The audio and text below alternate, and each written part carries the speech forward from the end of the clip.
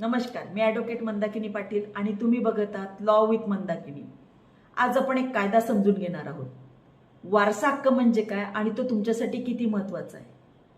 समजा एका कुटुंबात वडिलांचा मृत्यू होतो आणि त्याच्यामध्ये त्यांची प्रॉपर्टी, जमीन, शेती, थोडीफार बचत आणि त्यांनी कुठलीही विल केली नाही, वसियत केली नाही, तर त्या केसमध्ये त्यांच्या प्रॉपर्टीमध्ये प्रथम वारसदार कोण लागतात। बरेचदा आपण बघतो की त्यामध्ये नातेवाईक लोक म्हणतात हे माझं ते माझं आणि त्या प्रॉपर्टीवर ते हक्क दाखवतात आणि ती मालमत्ता मिळवतात।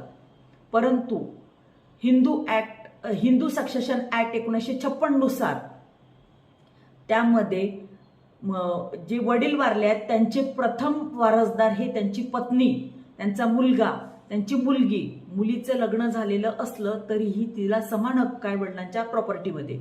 त्यांची आई